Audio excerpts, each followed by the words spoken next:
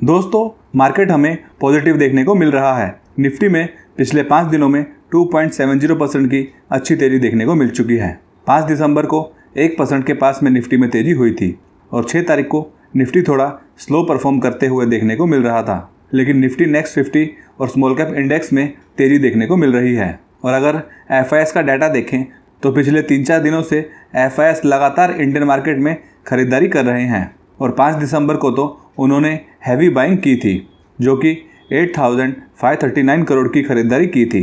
अगर आने वाले दिनों में FIS कंटिन्यूस मार्केट में पैसा डालते हैं तो मे भी मार्केट में अच्छी तेजी हो सकती है। उसके अलावा अभी काफ़ी लोगों का मानना है कि बहुत से स्मॉल कैप और मिड कैप स्टॉक्स की वैल्यूएशन काफ़ी ज़्यादा हो चुकी है, क्योंकि इन स्टॉक्स ने पिछले 1-2 सालों में काफ़ी अच्छे रिटर्न्स बनाकर दिए हैं।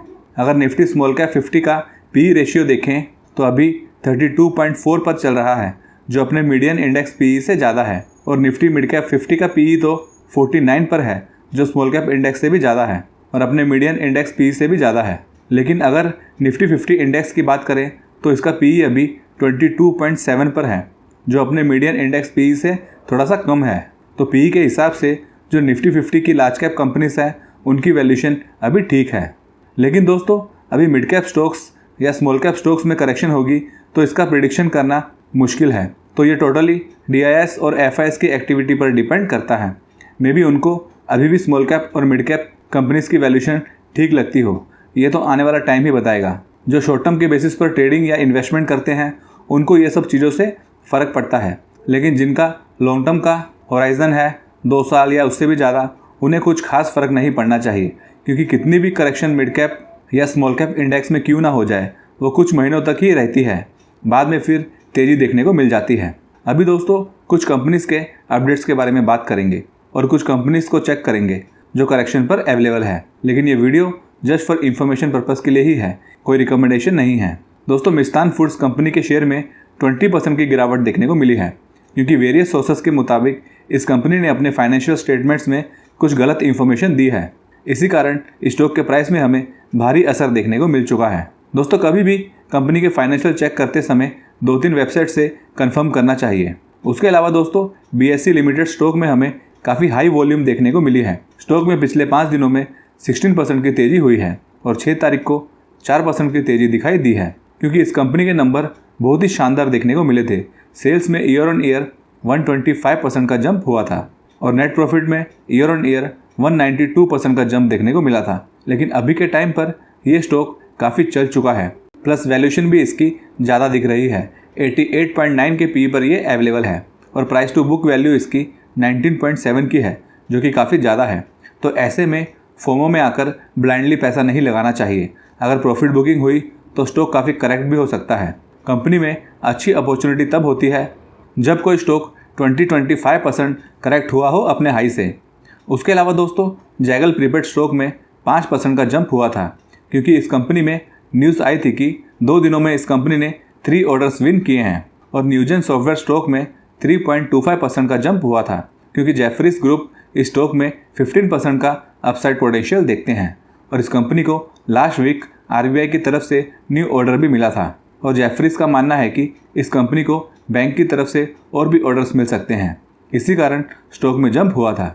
उसके अलावा राइट्स कंपनी में भी एक पॉजिटिव न्यूज़ सामने आई थी कि इस कंपनी को 148.25 करोड़ का ऑर्डर मिला है फ्रॉम IIM रायपुर और स्टॉक में 3% के पास में जंप हुआ था। और दोस्तों, मॉर्गन स्टैनली के प्रेडिक्शन के मुताबिक वो BSE सेंसेक्स में 14% का अपसाइड पोटेंशियल देखते हैं, जो कि सेंसेक्स को 93,000 के लेवल्स पर एक्सपेक्ट कर रहे हैं बाय दिसंबर 2025।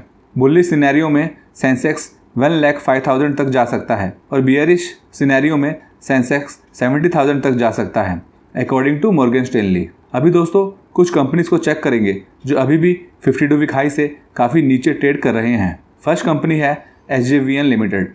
इस स्टॉक का प्राइस अभी 120.98 पर देखने को मिलता है, जिसमें 6 तारीख को 3.36% की तेज़ी देखने को मिली थी। स्टॉक का 52 वीक हाई 161 का देखने को मिल जाता है, जो कि उस लेवल से ये स्टॉक अभी भी 21% नीचे ट्रेड कर रहा है। दोस्तों, ये कंपनी स्ट्रॉन्ग है जिन्हें वेरियस प्रोजेक्ट्स के ऊपर ऑर्डर्स मिल चुके हैं, like 1352 megawatt solar power projects का ऑर्डर मिला था फॉर 7,436 करोड़ और भी वेरियस प्रोजेक्ट्स इस कंपनी ने ऑलरेडी सिक्योर्ड किए हैं। अगर इस कंपनी का शेयर होल्डिंग पैटर्न देखें तो मैक्सिमम स्टेक इसका गवर्नमेंट के पास में देखने को मिलता है, जो कि 81.85% का है। FIs के पास में 2.38% है और DIs के पास में 4.29% की होल्डिंग्स है और उन्होंने अपना स्टेक इसमें इंक्रीज भी किया है। नेक्स्ट कंपनी है विनाती ऑर्गेनिक्स। स्टॉक में 6 तारीख को 2% की गिरावट देखने को मिली है। प्राइस इसका 1827 पर ट्रेड कर रहा है, जिसका 52 वीक हाई 2330 का है और वो लेवल से ये स्टॉक 20% नीचे ट्रेड कर रहा है।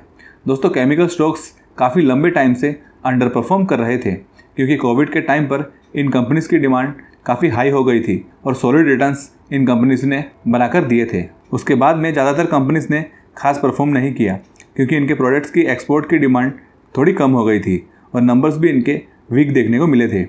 लेकिन पिछले 2-3 क्वार्टर से केमिकल कंपनीज़ के नंबर अच्छे देखने को मिल रहे हैं। इस कंपनी के भी Q2 के net profit year on year 46% के साथ में बढ़े हैं और सेल्स में भी ईयर ऑन ईयर 20% का जंप देखने को मिला है और FIs और DIs दोनों ने इस कंपनी में अपनी होल्डिंग्स को भी इंक्रीज़ किया है और प्रोमोटर्स का इसमें बहुत ही स्ट्रॉन्ग 74.29% का स्टेक देखने को मिलता है। दोस्तों, अभी मार्केट में बहुत से लोगों को अच्छी कंपनीज पिक करने में काफ़ी प्रॉब्लम होती है और काफ़ी लोग प्रॉफिट करने के बदले लॉस कर बैठते हैं। इसी कारण मैं आपको यूनिवेस्ट ऐप के बारे में बताना चाहूँगा, जो सेबी रजिस्टर्ड एनालिस्ट है। ये शॉर्ट टर्म, मिड टर्म और लॉन्ग टर्म के लिए बढ़िया कंपनी सजेस्ट करते हैं और इनका एक्यूरेसी रेट 85% से ज़्यादा है। मैं खुद यूनिवेस्ट को पिछले 4-5 महीनों से यूज़ कर रहा हूँ और मुझे इनकी सर्विसेज बहुत ही बढ़िया लगी और काफ़ी वॉलेटाइल मार्केट में भी यूनिवेस्ट के थ्रू मुझे अच्छे रिटर्न्स मिले। दोस्तों, इनके प्लान्स भी काफ़ी अफोर्डेबल है, जो कि 266 रुपीज़ पर मंथ से स्टार्ट होते हैं और अगर आप इनका ईयरली प्लान लेते हैं तो फिर ये आपको मल्टीबैगर स्टॉक्स का भी सजेशन देते हैं और यूनिवेस्ट ऐप को नंबर 1 स्टॉक रिकमेंडेशन का अवार्ड भी मिल चुका है बाय द इकोनॉमिक टाइम्स। और अगर आप हमारी दी हुई लिंक से यूनिवेस्ट ऐप को इंस्टॉल करोगे तो आपको काफ़ी डिस्काउंट भी मिल जाएगा। इसका लिंक आपको नीचे डिस्क्रिप्शन में मिल जाएगा। नेक्स्ट कंपनी है सोना BLW प्रिसीजन फॉर्जिंग्स लिमिटेड। ये भी एक काफ़ी अच्छी कंपनी है जो various types of automotive systems and components की मैन्युफैक्चरिंग करती है। इसका प्राइस अभी 669.10 पर देखने को मिलता है, जिसमें 6 तारीख को 0.87% की गिरावट हुई थी। इसका 52 वीक हाई 768 का है और हाई से ये स्टॉक 10-11% नीचे ट्रेड कर रहा है और ऑल टाइम हाई से 15% नीचे है और 670 के अच्छे सपोर्ट पर अवेलेबल है। दोस्तों, 2021 में इस कंपनी का PE रेशियो 200 पर चले गया था, जो कि अभी 72 पर है, तो पहले से वैल्यूएशन थोड़ी कम हुई है। कंपनी का return on capital employed, return on equity दोनों मोर देन 20% का है। डेप्ट इनके ऊपर नहीं है। बात करें रिजल्ट की तो इस कंपनी की सेल्स ईयर ऑन ईयर 17% के साथ में इंक्रीज हुई थी और net profit year on year 18% के साथ में इंक्रीज हुए थे। दोस्तों, इस कंपनी में एक अच्छा पॉइंट ये है कि इसमें FIs और DIs का बहुत ही बड़ा स्टेक है। FIs का 33.55% और DIs का 30.95% का स्टेक है और दोनों ने इसमें प्रीवियस क्वार्टर से होल्डिंग्स इंक्रीज भी कर दी है। उसके अलावा इसका ऑर्डर बुक भी काफ़ी स्ट्रॉन्ग है। 23,000 करोड़ का इसका ऑर्डर बुक है एज ऑफ सितंबर 2024। अगली कंपनी है KPI ग्रीन एनर्जी लिमिटेड। इस कंपनी का बिजनेस ग्रोइंग सेक्टर से है, जो कि रिन्यूएबल पावर का है। इसका प्राइस अभी 819 पर चल रहा है, जिसमें लास्ट ट्रेडिंग सेशन में 0.091% की गिरावट हुई थी। 1116 का इसका 52 वीक हाई है, जो अभी 25% नीचे ट्रेड कर रहा है। दोस्तों, स्टॉक ने पास्ट में बहुत ही बड़े रिटर्न्स ऑलरेडी दिए हैं। 1 साल में 113% और 5 साल में तो 12,000% के रिटर्न्स दिए हैं। क्या फ्यूचर में भी ये स्टॉक इस तरह के रिटर्न्स दे सकता है? तो इसकी कोई गारंटी नहीं है।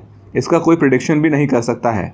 ये टोटली कंपनी के प्रॉफिट ग्रोथ, ऑर्डर बुक और भी वेरियस एक्टिविटी पर डिपेंड करता है। हम बस अनुमान लगा सकते हैं कि कंपनी की सेल्स प्रॉफिट अच्छी हो रही है तो कंपनी अच्छा ही करेगी। अभी इस कंपनी की सेल्स ईयर ऑन ईयर 67% के साथ में इंक्रीज हुई थी और प्रॉफिट में तो 103% का अच्छा जंप हुआ था। उसके बावजूद भी स्टॉक ने 6 महीनों से अंडर परफॉर्म किया है। अभी ये स्टॉक हो गया या फिर वारी रिन्यूएबल हो, ये स्टॉक्स ऑलरेडी काफ़ी ज़्यादा भाग चुके हैं, तो इसी कारण ये अभी परफॉर्म नहीं कर रहे हैं। दोस्तों, बहुत से स्टॉक्स होते हैं जो 2-3 सालों में काफ़ी चल चुके होते हैं, प्लस वैल्यूएशन भी ज़्यादा हो जाती है। उसके बाद में वो स्टॉक्स कुछ महीने या 1-1.5 साल तक स्लो परफॉर्म करते हैं या नेगेटिव रिटर्न्स देते हैं। इसी कारण हाई लेवल पर इन्वेस्ट करने से थोड़ा बचना चाहिए। इसका PE रेशियो 46 पर है। ROCE, ROE इसका भी 20% से ज़्यादा है। डेट भी इनके नेग्लिजिबल है। उसके अलावा इस कंपनी में प्रमोटर्स ने अपना स्टेक 53.09% से 48.77% कर दिया है और वही स्टेक FIS और DIS के पास में आते हुए देखने को मिला है। FIS ने अपना स्टेक इसमें 6.05% से 9.95% कर दिया है और DIS ने 0.33% से 1.50% किया है। दोस्तों, इस कंपनी का बिजनेस अच्छा है और बढ़िया ऑर्डर बुक देखने को मिलेगा जो कि 2327 मेगावाट का है और कुछ दिन पहले इन्हें बहुत ही बड़ा ऑर्डर मिला है फ्रॉम कोयल इंडिया जो कि 1311 करोड़ का है और ये कंपनी का लार्जेस्ट ऑर्डर है। तो दोस्तों, आज की वीडियो में इतना ही। और हाँ, यूनिवेस्ट ऐप को चेक करना ना भूलें, जिसका लिंक मैंने डिस्क्रिप्शन में प्रोवाइड किया है। वीडियो को लाइक करें और चैनल को भी सब्सक्राइब कर दीजिए। Thanks for watching this video.